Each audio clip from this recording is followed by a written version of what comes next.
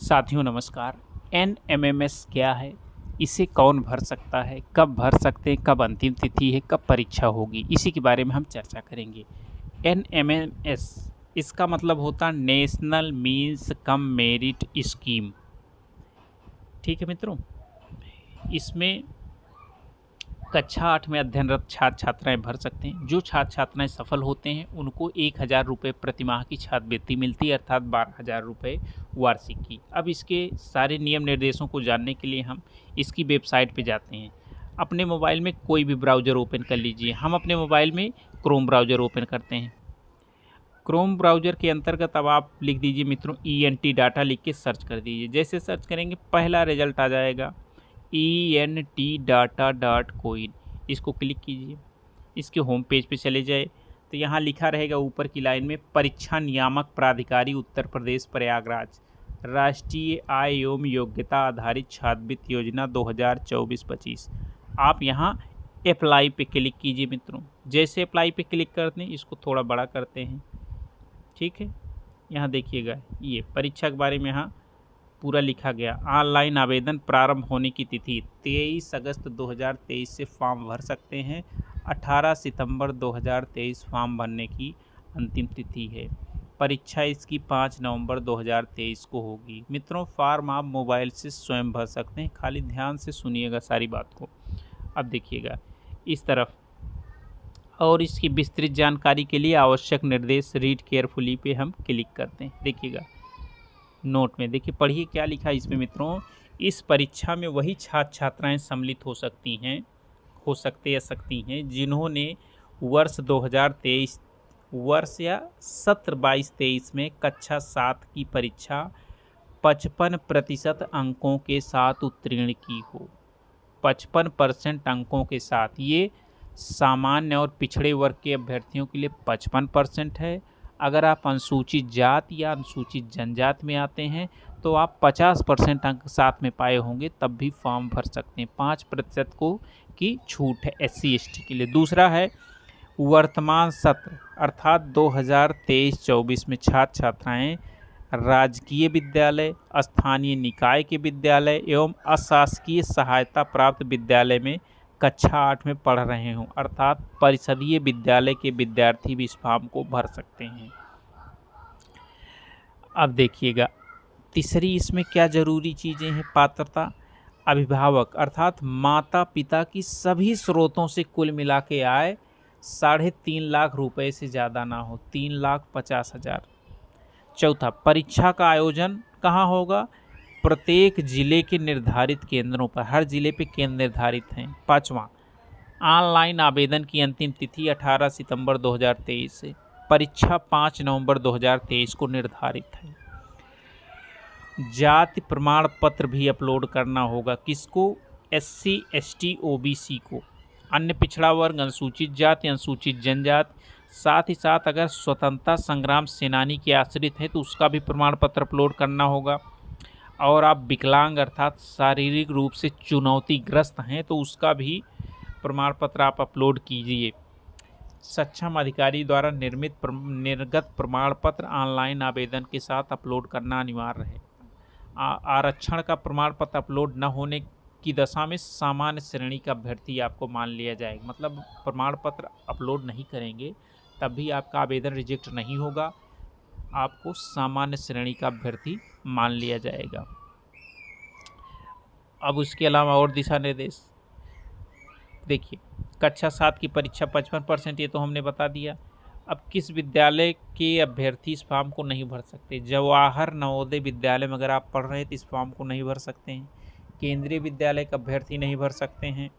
सैनिक स्कूल वाले नहीं भर सकते। राजकीय आवासीय एवं प्राइवेट विद्यालय में अध्ययनरत छात्र छात्राएं इस फॉर्म को नहीं भर सकते। तीसरे नंबर पे आप देखिएगा, इस परीक्षा में चयनोपरांत अगर इस परीक्षा में आपका चयन हो जाता है, फ्रेश एवं चयन के बाद कक्षा 9 में अध्ययनरत एवं कक्षा 10, 11, 12 में अध्ययनरत नवीनीकरण हेतु अहर लाभार्थियों को नेशनल स्कॉलरशिप पोर्टल पे उनको अपना डाटा अपलोड करना पड़ेगा। नेशनल स्कॉलरशिप पोर्टल निर्धारित अवधि के लिए खुलता है। इस अवधि में कोई अभ्यर्थी पोर्टल पर अपलोड नहीं करता, अर्थात अपलोड करने के बाद यदि विद्यालय का नोडल अधिकारी स्तर से या जिला नोडल अधिकारी से सत्यापन में त्रुटि हो जाती है तो वहां संपर्क कर त्रुटि का निराकरण करना होगा। इसके अन्यथा आप खुद जिम्मेदार होंगे। अर्थात 8 में अगर आप पास हो जाते हैं, 9, 10, 11, 12 में भी आपको कुछ सूचनाएं इसको अपलोड करना अनिवार्य है। ठीक है मित्रों, परीक्षा में चयन पूरी तरह हो जाएगा तो कक्षा 9 से 12 तक की छात्रवृत्ति दे होगी। 9 से 12 तक भी आप इन्हीं विद्यालयों में पढ़ सकते हैं। राजकीय, स्थानीय निकाय एवं अशासकीय सहायता प्राप्त विद्यालयों से निरंतर संस्थागत छात्र अध्ययनरत हो तभी वो ये छात्रवृत्ति पाएगा। इस छात्रवृत्ति में 1000 रुपये प्रतिमाह अर्थात 12,000 रुपये वार्षिक मिलेगा। अब इसमें सम्मिलित होने संबंधी निर्देश, प्रवेश पत्र डाउनलोड करके उसकी प्रति आपको रखनी पड़ेगी। परीक्षा से आधा घंटे पहले पहुंचना होगा। कैलकुलेटर, गणितीय आदि चीज़ें आपको नहीं ले जानी होगी। परीक्षा 2 भागों में होगी। प्रथम भाग में सामान्य मानसिक योग्यता परीक्षण होगा, 90 बहुविकल्पीय अर्थात ऑब्जेक्टिव। द्वितीय भाग में शैक्षिक अभिरुचि के 90 प्रश्न होंगे, 35 विज्ञान, 35 सामाजिक विज्ञान व 20 गणित के। प्रथम भाग के लिए 90 मिनट अर्थात प्रथम भाग 1.5 घंटे का होगा, द्वितीय भाग भी 1.5 घंटे, कुल 3 घंटे का समय मिलेगा। इसमें निगेटिव मार्किंग नहीं होगी। प्रत्येक प्रश्न के लिए 1 अंक निर्धारित है। ठीक मित्रों, तो इतनी जानकारी थी। अब ऑनलाइन आवेदन कैसे भरेंगे उसके लिए आपको दिखा रहे हैं। देखिए ये सारी चीज़ें हैं। इतना पढ़ने के बाद ऑनलाइन आवेदन के लिए अब आप सबसे नीचे देखिएगा मित्रों, ये देखिए मैं सहमत हूँ यस या नो पे। सबसे नीचे मैं सहमत हूँ यस या नो पे, तो आप यस पे क्लिक करिए। यस पे जैसे क्लिक करते हैं आप अगले पेज पे चले जाते हैं। अब देखिए अब यहाँ पे क्या आपको भरना है मित्रों, देखिए यहाँ पे आपको सबसे ऊपर लिखा राष्ट्रीय आय एवं योग्यता आधारित छात्रवृत्ति योजना 2024-25 है तो ऑनलाइन आवेदन। अंतिम तिथि भी लिखुटी 18/9/2023। ये ऊपर लिखा है कृपया फॉर्म अंग्रेजी वर्णमाला के बड़े अक्षरों में ही भरें, अर्थात इंग्लिश के कैपिटल लेटर में ही फॉर्म भरना है। विशिष्ट प्रतीक का प्रयोग नहीं करना है। किसका, ये देखिए ये इन 3 इस तरह के विशिष्ट प्रतीक स्पेशल कैरेक्टर का आपको उपयोग नहीं करना। अंग्रेजी के कैपिटल लेटर में फॉर्म भरना है। सबसे ऊपर यहाँ क्या लिखना है, सबसे ऊपर यहाँ आप अभ्यर्थी का नाम लिख दीजिए। ठीक है मित्रों, अभ्यर्थी का नाम लिख दीजिए आप, कुमारी, श्रीमती, ये सब चीज़ें मत लगाइएगा। उसके बाद आधार संख्या जो हो आपकी लिख दीजिए, आधार संख्या लिख दीजिए। देखिए थोड़ा बड़ा कर देते हैं। अभ्यर्थी का नाम भरना, आधार संख्या भरना, जन्म तिथि में तिथि माह वर्ष भर दीजिए। जन्म तिथि फिर शब्दों में कैपिटल लेटर में डाल देना है। पिता का नाम, पिता के नाम में श्री, मिस्टर, डॉक्टर ये सब मत लगाइएगा। माता के नाम इसी प्रकार माता के नाम में भी श्रीमती, मिसेज, डॉक्टर, प्रोफेसर ये मत लगाइएगा। लिंग में आपको देखिएगा पुरुष महिला चुन लेना। आप पुरुष महिला जो कुछ भी हो चुनाव कर लीजिएगा। और उसके बाद अपना निवास स्थान भरिएगा। निवास स्थान में क्या चुनना है, आप ग्रामीण क्षेत्र में रहते हैं कि शहरी क्षेत्र में रहते हैं, इसका चुनाव करना है। जाति आपको चुनाव करना, सामान्य जाति के हैं, अनुसूचित जनजाति, पिछड़े मतलब जनरल, SC, ST, OBC में से जिस जाति के हों उस जाति को आप चुनाव कर लीजिएगा। और उसके बाद शारीरिक रूप से चुनौतीग्रस्त अर्थात विकलांग हैं तो इन तीनों में से जो विकलांग हो, चलन क्रिया, श्रवण दोष, मंद दृष्टि जिसमें से भी हो चुनाव कर लीजिए। अगर विकलांग नहीं है तो नहीं का चुनाव करेंगे। स्वतंत्रता संग्राम सेनानी के लिए ये देखिए हैं तो हाँ करना है, और अगर स्वतंत्रता संग्राम सेनानी तो आप यहाँ हाँ करेंगे और उसका प्रमाण पत्र का क्रमांक डालेंगे। और प्रमाण पत्र जिस तिथि में जारी हुआ रहेगा यहाँ पे नीचे दिनांक डाल देंगे आप। अब यहाँ पत्र व्यवहार का पता डाल दीजिए, ग्राम, पोस्ट, ठीक है मित्रों, ब्लॉक आदि चीज़ें भर दीजिए। उसके बाद अपना ज़िला का चुनाव कर लीजिए। पिन कोड डाल दीजिए, अपने घर का जो पिन कोड होगा। मोबाइल नंबर डाल दीजिए। एक कोई ईमेल आईडी भी मित्रों डालना होगा। मोबाइल नंबर 10 अंकों का रहे, आगे 0 मत लगाइएगा। मान्य ईमेल आईडी जो इस समय चल रही हो। जिस संस्था या जिस स्कूल में इस समय आप कक्षा 8 में पढ़ रहे हों उस स्कूल का यहाँ नाम भर देना है। नीचे स्कूल का पता भर देना है। आप जिस संस्था में पढ़ रहे हैं वो किस ज़िले में पड़ती है, ये देखिए अपने ज़िले का यहाँ से चुनाव कर लीजिए। जो भी ज़िला आपका है, जैसे सुल्तानपुर है तो हम अपना सुल्तानपुर ज़िला यहाँ चुनाव कर लेंगे। पिन कोड यहाँ भर देना होगा आपको। और संस्था का प्रकार, किस प्रकार की संस्था है जहाँ आप कक्षा 8 में पढ़ रहे हैं, ठीक है। संस्था का प्रकार ये देखिए राजकीय है, स्थानीय निकाय अर्थात परिषदीय या शासकीय, जिस प्रकार की संस्था हो आप चुनाव कर लीजिएगा। विद्यालय जिस क्षेत्र में हो, अगर शहर में है तो शहरी चुनिएगा, गांव में है तो ग्रामीण चुनिएगा आप। ये हो गया। उसके बाद आय संबंधित प्रमाण पत्र, माता पिता की आपके वार्षिक आय जितनी हो यहाँ डाल दीजिएगा मित्रों। और आय प्रमाण पत्र का यहाँ क्रमांक भर देना है, ये आय प्रमाण पत्र क्रमांक, और प्रमाण पत्र आय प्रमाण पत्र जारी कब हुआ वो तिथि भर दीजिए।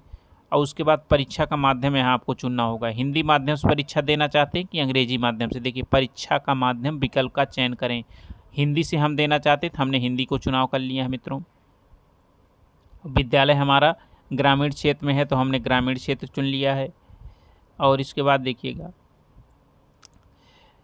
परिवार में सदस्यों की संख्या, आपके परिवार में कितने सदस्य हैं वो चुन लीजिएगा। आपके कितने भाई हैं, मान लीजिए एक भाई हैं तो यहाँ एक भाई चुन लीजिएगा। बहन, इसी प्रकार बहन आपकी जितनी हो चुन लीजिए। तो परिवार में सदस्यों की संख्या, कितने आपके भाई हैं, कितने बहन हैं, ये चुनाव कर लेना मित्रों। उसके बाद अपने पिता का व्यवसाय यहाँ चुन लीजिए। ये देखिए इस विकल्प इतने में से पिता जो भी हों, professional, educative and management, clerical, business, जो भी हों, ठीक मित्रों। नॉट एम्प्लॉई, सबसे नीचे नॉट एम्प्लॉई अर्थात बेरोजगार के लिए है। इसी प्रकार पिता का व्यवसाय हो गया। अब उसी के नीचे पिता की योग्यता जो कुछ भी हो। नो फॉर्मल एजुकेशन, कोई शिक्षा न ग्रहण किए हो अप टू प्राइमरी मतलब कक्षा 5 के लिए, अपर प्राइमरी कक्षा 6 से 8 के लिए, सेकेंडरी 10वें 9वें 10वीं के लिए, सीनियर सेकेंडरी 12वीं, graduation BA BSc BCom, post graduation MA MSc MCom, doctoral, इसमें से शैक्षिक योग्यता चुनाव कर लीजिए। इसी प्रकार माता का व्यवसाय चुन लीजिए, माता की शैक्षिक योग्यता चुन लीजिए मित्रों। इसके बाद क्या करना, नीचे मैं सहमत हूँ में हाँ दिया ही गया। जिस स्थान से परीक्षा दे रहे हैं, जिस स्थान पे आप फॉर्म भर रहे हैं उस जगह का नाम चुन लीजिए। इतना करने के बाद आपको क्या करना, ये फाइनल सबमिट, देखिए नीचे है फाइनल सबमिट, इस पर क्लिक कर देना। तो मित्रों अब हम सारा फॉर्म भरते हैं, उसके बाद फाइनल सबमिट पे क्लिक करके आपको दिखाते हैं। हमने देखिए सारा फॉर्म भर लिया मित्रों। अब हम फाइनल सबमिट पे क्लिक करके आपको दिखाते हैं। हमने फाइनल सबमिट कर दिया। अब देखिए प्रोसेस होगा, उसके बाद क्या लिख के आता आपको दिखा रहे हैं। देखिए मित्रों फाइनल सबमिट जैसे ही हमने किया तुरंत यहाँ मैसेज लिख के आ रहा, thank you submitted data successfully, please not your registration number. इतना करने के बाद इन्होंने बताया कि आपका रजिस्ट्रेशन हो चुका है, रजिस्ट्रेशन नंबर ये है। ठीक मित्रों, अब देखिए इसके बाद अब हमको क्या करना है, ये रजिस्ट्रेशन नंबर हमने नोट कर लिया है। इसके बाद होम पे क्लिक करना। हाँ होम पे हम, ठीक ना, होम पे क्लिक करके होम पे हम चले जाएंगे। देखिएगा मित्रों होम पेज पे हमारा स्टेप 1 कंप्लीट है। स्टेप 2 क्या है, डाउनलोड स्कूल सर्टिफिकेट। हम अब डाउनलोड स्कूल सर्टिफिकेट पे क्लिक करेंगे। ये देखिए डाउनलोड स्कूल सर्टिफिकेट पे क्लिक किया। स्कूल सर्टिफिकेट पे क्लिक करने के बाद मित्रों यहाँ रजिस्ट्रेशन नंबर हमको लिखना पड़ेगा। ये देखिए रजिस्ट्रेशन नंबर लिख के प्रोसीड कर देना है। अब इसको हमने प्रोसीड पे क्लिक कर दिया मित्रों। देखिए प्रोसीड पे जैसे ही क्लिक करते हैं तुरंत ही लिख के आ जाता है ये सारी चीज़ें। इसको क्या करना लेना है आपको, इसको प्रिंट आउट कर लेना। कैसे प्रिंट आउट करेंगे, आप प्रिंट पे क्लिक कीजिए। ये देखिए प्रिंट पे हमने क्लिक किया, कभी कभी नहीं आता, ये हमने दोबारा से किया, पुनः प्रिंट पे क्लिक करेंगे मित्रों तो देखिएगा यहाँ आ जाएगा। अभी देखिए इसको प्रिंट आउट देने के लिए एक और तरीका, ऊपर की लाइन में मित्रों ये तीर पे क्लिक कीजिएगा और शेयर पे क्लिक करेंगे, नीचे की तरफ प्रिंट है इस पर क्लिक करेंगे। ये देखिए मित्रों ये आ गया ना। अब इसको यहाँ से ऊपर 3 बिंदु क्लिक कीजिए और सेव एज PDF, ये सेव एज PDF क्लिक किया मित्रों और यहाँ सेव पे क्लिक कर दीजिए मित्रों। अब ये आपको कहाँ दिखाई पड़ेगा, आपके मोबाइल में माई फाइल्स या फाइल्स जो भी फोल्डर हो किसी ये देखिए हमारे माई फाइल्स है। यहाँ पे हम डिवाइस में जाएंगे मित्रों। डिवाइस में जाने के बाद ये देखिए यहाँ पे है डाउनलोड्स। ये डाउनलोड्स पे हमने देखा मित्रों, डाउनलोड्स पे जाने के बाद नीचे रुकिएगा, ये डाउनलोड्स में सबसे नीचे आएगा मित्रों। ये देखिए डाउनलोड्स में आया NMMS ऑनलाइन फॉर्म, यही है।